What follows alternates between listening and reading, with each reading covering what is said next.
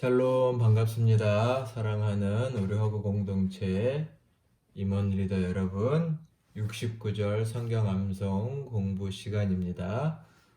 오늘은 디파트 그리스도의 제자의 자격 맨 마지막 구절, 주제는 세계 비전이라는 주제의 두 번째 구절인 마태복음 18장 19, 20절 말씀을 같이 한번 배워보도록 하겠습니다. 먼저 성경 말씀을 한번 같이 읽어볼까요? 그러므로 너희는 가서 모든 민족을 제자로 삼아 아버지와 아들과 성령의 이름으로 세례를 베풀고 내가 너에게 분부한 모든 것을 가르쳐 지키게 하라. 볼지어다 내가 세상 끝날까지 너희와 항상 함께 있으리라 하시니라. 아멘. 오늘 배울 말씀은 마태복음 28장 19절 20절인데요. 이 말씀은 마태복음에서 맨 마지막 말씀 28장으로 되어 있는 마태복음 중에서도 19, 20절 맨 마지막 말씀이죠. 그래서 우리가 보통 이 두 구절에 붙어 있는 어떤 별칭 같은 것이 위대한 사명, Great Commission 이런 말을 붙여놓기도 합니다. 예수님께서 제자들에게 맨 마지막으로 분부하셨다, 명령하셨다라고 되어 있죠. 명령하시는 것이다 라는 것입니다. 일단 이 위대한 명령은 크게 세 가지로 되어 있는데요. 첫 번째로 보면 그러므로 너희는 가서 모든 민족을 제자로 삼아라. 모든 민족을 제자로 삼으라 라고 명령하셨죠. 두 번째는 아버지와 아들과 성령의 이름으로, 즉 하나님의 이름으로, 성삼위 하나님이죠, 세례를 주고, 그 다음 뭐죠? 내가 너에게 분부한, 예수님께서 제자들에게 분부한, 명령하신 모든 것을 가르쳐 지키게 하라. 예수님의 가르친 명령을 또 전수하는 거죠. 가르쳐 지키게 하는 것입니다. 이것을 지금 명령하셨습니다. 제자를 삼아라, 세례를 줘라, 가르쳐 지키게 하라 라는 것입니다. 물론 제자를 삼아 세례를 주는 것은 어느 맥락에서는 같은 것일 수 있겠죠. 일단 제자하면 우리가 어떤 뜻이 있죠? 늘 자주 강조했지만 따르는 자입니다. 제자하면 따르는 자. 스승이 간 길을 따라가는 자가 제자라 라고 말할 수 있죠. 스승이 간 길을 따라가는 자, 그것은 곧 그 가르침을 따르는 자라고 말할 수도 있겠죠. 세례를 베풀라 라고 되어 있습니다. 일단 누가 세례를 줄 수 있느냐 없느냐 이런 논의는 이 자리에서 중요하지 않고요. 중요한 건 세례가 무엇이냐, 왜 세례를 베풀어야 하느냐라는 것을 살펴보려고 합니다. 우리 벌써 지금 몇 구절을 외웠나요? 오늘까지 하면 69절 중에 48구절을 외웠죠. 꽤나 많이 외웠습니다. 암송한 성경 구절들을 오늘 몇 가지 인용했는데, 자, 고린도후서 5장 17절 말씀 여러분 다 암송하고 있죠? 같이 한번 암송을 해볼까요? 고린도후서 5장 17절입니다. 그런즉 누구든지 그리스도 안에 있으면 새로운 피조물이라, 이전 것은 지나갔으니 보라 새 것이 되었도다. 자, 이 말씀에서 세례와 관련된 의미를 한번 찾아볼까요? 세례, 우리가 세례란 물로 머리에 찍는 지금의 간단한 예식 이전에 물속에 들어갔다 나왔다 하는, 물속에 푹 잠겼다가 물 밖으로 나오는 예식을 세례라고 보통 말했죠. 자, 이 세례에 담긴 의미는 그런즉 누구든지 그리스도 안에 있으면 뭔가요? 새로운 피조물이라. 근데 어떻게 해요? 그리스도 안에서. 그리스도 예수 안에서. 예수 그리스도 안에 있으면 새로운 피조물이라고 말했습니다. 새로운 존재가 되는 거죠. 말씀해 보니 이전 것은 지나갔다, 없어졌다 라고 말합니다. 그 의미는 이 뒤에서 좀 더 살펴보도록 할까요? 자, 우리 갈라디아서 2장 20절 말씀도 여러분 암송했죠. 갈라디아서 2장 20절.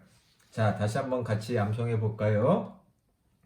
내가 그리스도와 함께 십자가에 못 박혔나니 그런즉 이제는 내가 사는 것이 아니요 오직 내 안에 그리스도께서 사시는 것이라.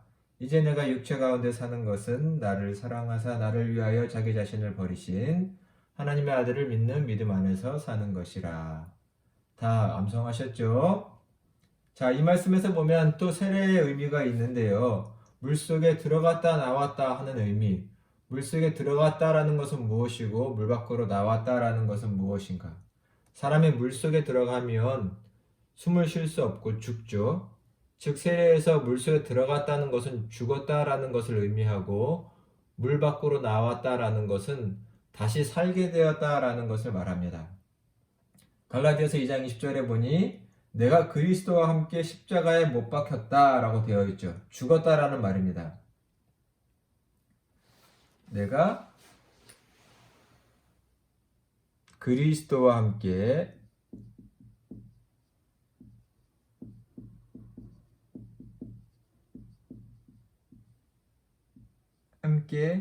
죽었다.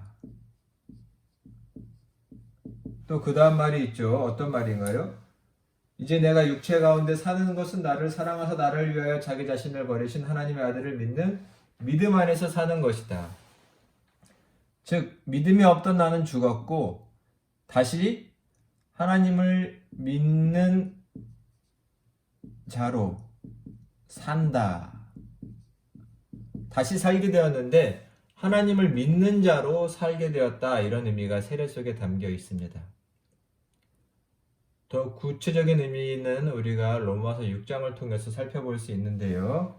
이 말씀을 한번 다 같이 찾아보실까요? 로마서 6장 6절로 11절 말씀입니다. 로마서 6장 하면 세례에 대한 말씀인데요. 자, 일단 먼저 6절부터 로마서 6절 한번 읽어볼까요?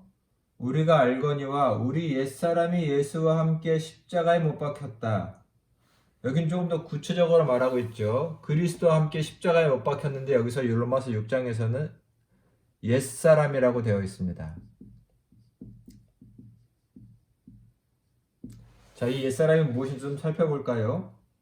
십자가에 못 박힌 것은 그 다음 말씀이 뭐죠? 죄의 몸이 죽어 다시는 우리가 죄에게 종노릇하지 아니하려 함이라. 이 말씀에서 보면 옛사람이란 누구시냐면 결국 죄의 종을 말합니다.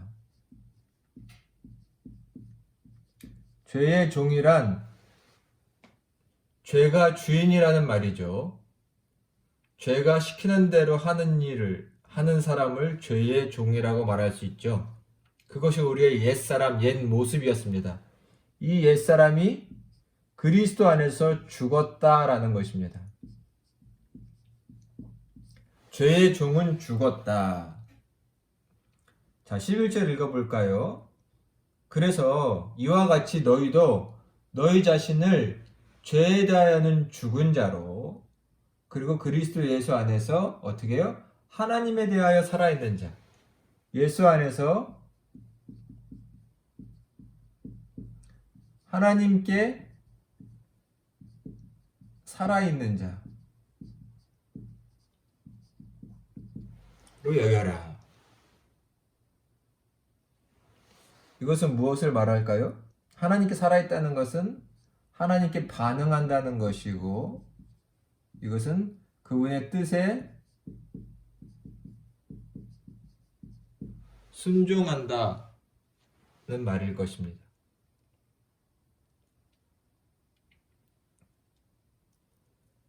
이것이 세례에 담겨있는 의미죠. 즉 하나님께 살아있는 자가 되었다. 죄의 종에서 죽어 하나님의 자녀, 하나님의 제자, 일꾼이 되었다. 이런 의미죠. 그렇게 만들어라, 세례를 베풀라라는 것은 단순히 예식을 행하라라는 것이 아니라 이런 존재가 되게 하고 그것을 스스로 확증하게 만들어 주어라 라는 의미가 담겨 있다는 것입니다. 자, 말씀해 보니 또 어떻게 명령하셨나요? 내가 너희에게 분부한 모든 것을 가르쳐 지키게 하라 라고 되어 있습니다. 분부한, 명령한 모든 것, 주님의 명령을, 예수님의 명령을, 가르침을, 가르침이죠. 가르치고 지키게 하라. 다른 사람들에게 가르치고 지키게 하라 라는 것입니다. 자, 디모데후서 2장 2절과 15절의 말씀을 한번 볼까요? 디모데후서 2장 말씀은 여기 써 있습니다. 저랑 같이 디모데 사역하시는 분들 계시죠? 1:1 제자 양육. 그 약속의 말씀이 이 구절이기도 하죠. 디모데후서 2장 2절. 자, 같이 한번 읽어볼까요? 또 내가 많은 증인 앞에서 내게 들은 바를, 이 말씀은 지금 사도 바울이 자기의 사랑하는 영적인 아들 디모데에게 하는 권면입니다. 즉, 또 내가 했을 때 내란 디모데를 말하죠. 디모데가 많은 증인 앞에서 내게, 여기서 내게란 사도 바울을 말하죠. 내게 들은 바를 충성된 사람들에게 부탁하라. 충성된 사람들이란 바울과 디모데가 아닌 또 다른 사람들인데, 디모데가 바울에게서 배운 가르침을 전해줘야 할 사람들을 여기 충성된 사람들이라고 말하고 있습니다. 그들에게 부탁하라라는 것은 이 가르침을 전수하고 지키게 해라라는 거죠. 그러면 그들이 또 다른 사람들을 가르칠 수 있으리라. 그래서 여기서 이 말씀에서 중요한 것은 신앙과 당연히 주님의 가르침이죠. 전수되게 하라. 전수. 여기 보면 믿음의 총 4세대가 나옵니다. 바울, 디모데, 충성된 사람들, 그들에게 배울 또 다른 사람들, 그 믿음이, 그 신앙의 가르침들이 전수되게 해라. 이것은 명령입니다. 저희는 저희만 하나님의 말씀과 예수님의 가르침을 배울 뿐만 아니라 누군가에게 반드시 가르쳐 줘야 할 책임이 있죠. 신앙은 그렇게 전수되고 전해지는 것입니다. 복음과 그 복음의 구체적인 내용의 성경의 말씀들을 우리는 바르게 이해하고 가르쳐 줘야 합니다. 예수님께서도 내가 너에게 분부한 모든 것을 다른 사람에게 가르치고 그렇게 살게 하도록 만들어라 라고 오늘 위대한 사명을 주신 것이죠. 자, 다음 15절 말씀은 같이 찾아 읽어볼까요? 디모데후서 2장 15절의 말씀도 있으니까 한번 같이 찾아볼까요? 자, 찾으셨으면 한번 읽어보겠습니다. 너는 진리의 말씀을, 이 또한 바울이 디모데에게 하는 권면이죠. 진리의 말씀을 옳게 분별하며 부끄러울 것이 없는 일꾼으로 인정된 자로 자신을 하나님 앞에 드리기를 힘쓰라. 여기 보면 부끄러울 것이 없는 일꾼, 인정된 자, 하나님께 자신을 드리라, 드린 자, 이런 것이 다 같은 말로 써야 되는데 그 내용은 뭔가요? 앞에 나와 있는 것처럼 진리의 말씀을 15절에 보면 진리의 말씀을 옳게 분별하는 것입니다. 진리의 말씀을 옳게 이 성서의 말씀들을 하나하나 무슨 뜻인지를 바로 아는 것. 그러한 사람이 되라. 그리고 그러한 사람으로서 누군가를 그렇게 가르치고 지키게 하라. 이 말씀들 여러분 꼭 기억해 주시기를 바랍니다. 우리는 진리의 말씀을 옳게 분별해야 바른 신앙을 전수해 줄 수 있습니다. 요즘 사람들이 신앙인들이 성경을 모르니 이단에 자꾸 빠지죠. 이단의 가르침은 정말 얄팍하게 그지없는데 우리 그리스도인들이 성경을 모르니 그 가르침들이 대단한 것인 것처럼 생각하고 빠져들고 말죠. 이 신앙을 잘 배우고 전하는 것은 중요합니다. 또 지켜야 합니다. 지켜 행해야 합니다. 자, 여러분 요한복음 말씀 시간상 14장 15절과 21절인데 우리 21절 말씀도 암송한 말씀이죠. 여러분 다 기억나시나요? 자, 21절 말씀을 한번 암송해 볼까요? 나의 계명을 지키는 자라야 나를 사랑하는 자니 나를 사랑하는 자는 내 아버지께 사랑을 받을 것이요 나도 그를 사랑하여 그에게 나를 나타내리라. 자, 보면 결국 말씀을 지키라라는 것은 다른 명령은 예수님과 하나님을 향한 우리의 사랑이라는 것을 알 수 있습니다. 사랑하는 자들이 지키는 것이죠. 의무적이라기보단 주님을 향한 하나님을 향한 사랑의 마음으로 이 말씀 한 구절 한 구절을 가슴에 새기고 영혼에 새기고 붙잡고 지켜 살아가는 것입니다. 그렇게 되는 자, 그런 사람이 제자라고 말할 수 있죠. 제자. 오늘의 말씀들 하나하나를 마음에 새겨봐 주시기를 바랍니다. 또 저희가 다 그동안 배웠고 암송했던 말씀들이죠. 자, 이런 제자 삼는 사역, 이런 위대한 사명을 어떻게 감당할 수 있을까요? 어떻게 이뤄갈 수 있을까요? 오늘 본문인 앞절인 18절 먼저 한번 마태복음 28장 18절 말씀을 한번 볼까요? 자, 성경을 쳐다보시고 예수께서 나와 말씀하여 이르시되 하늘과 땅의 모든 권세를 내게 주셨으니 그러므로 너희는 가서 이렇게 되어 있죠. 그러므로 앞에 써 있는 말 18절인데 하늘과 땅의 모든 권세를 내게 주셨다. 예수님께서 말씀하시기를 하늘과 땅의 모든 권세를 우리 주님께서 가지고 계십니다.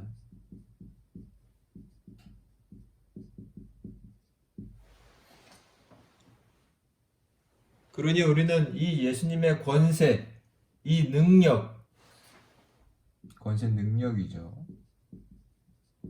이 능력을 힘입고 의지해서 이 사명을 감당해야 할 것입니다.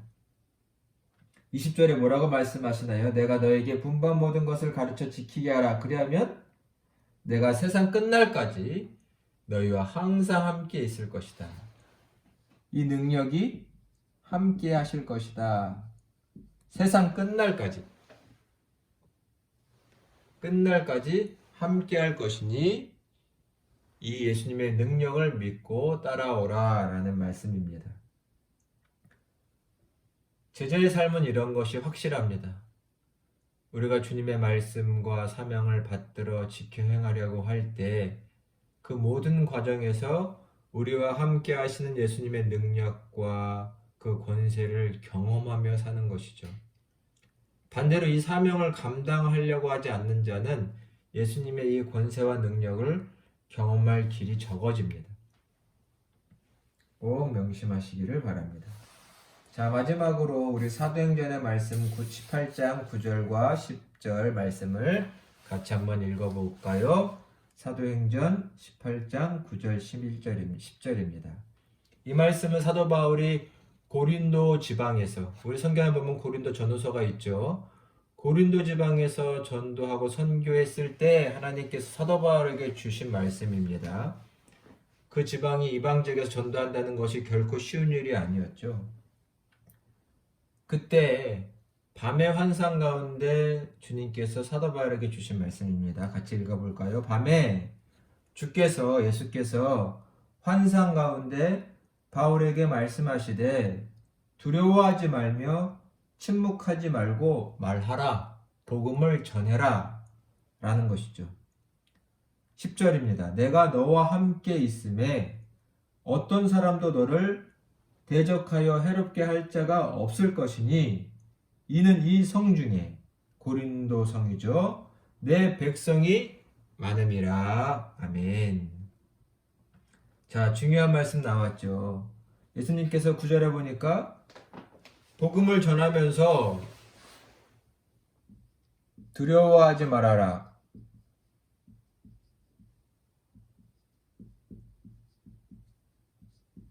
겁내지도 말아라 라고 말씀합니다.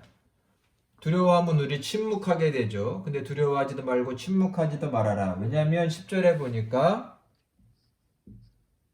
함께 하겠다, 함께하여, 그 다음 뭔가요?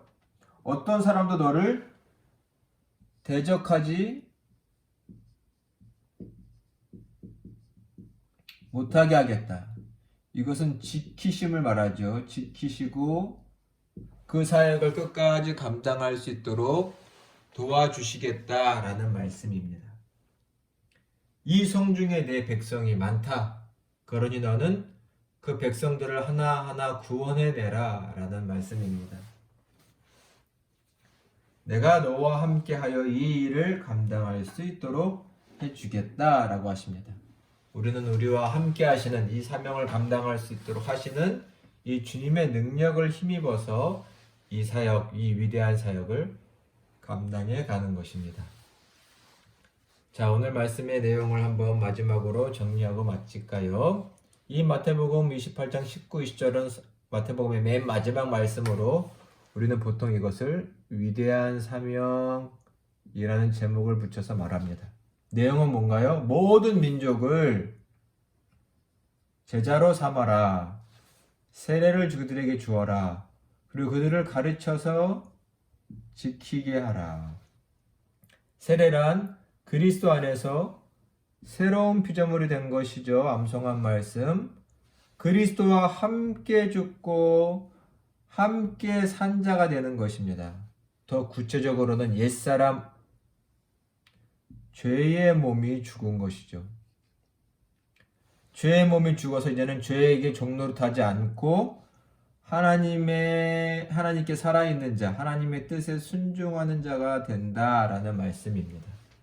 이런 존재가 되게 해라. 이것이 제자 삼는 사역이죠. 그들은 하나님의 말씀, 예수님의 말씀을 가르쳐 지키게 해야 합니다. 자, 디모데후서의 말씀 뭐죠? 믿음의 신앙의 대를 이어가라. 가르쳐라. 부지런히 가르치고 지키게 만들어줘라.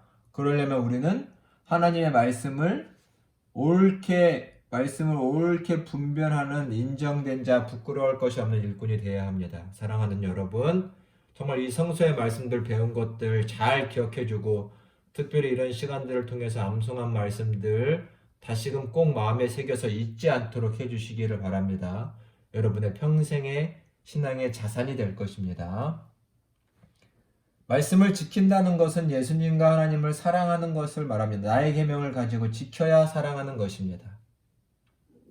사랑하는 자들로 살아가도록 우리의 매일의 기도 제목이 있다면 내 구주 예수를 더욱 사랑하게 해달라고, 그 첫사랑을 잃지 않게 해달라고 기도해야 할 것입니다. 어떻게 이 사명을 감당하나요? 이 땅에 있는 모든, 하늘과 땅의 모든 권세를 가지신 예수님의 능력을 힘입고 그 예수님이 함께 하신다는 것을 믿으며 나아가야 할 것입니다. 사도 바울도 말씀하셨죠. 두려워하지 말라. 내가 함께 하여서 너를 지키고 보호할 것이다. 이 사명을 끝까지 감당할 수 있도록 우리 주님께서 함께 하시고 힘 주시고 지혜 주시고 능력 주시는 줄로 믿습니다. 이 믿음을 가지고 제자 삼는 사역에 동참하고 귀한 열매를 맺는 저희 모두가 되시기를 바랍니다. 지금까지 함께 해주셔서 감사합니다. 우리 다음 시간에 뵙도록 하겠습니다. 샬롬.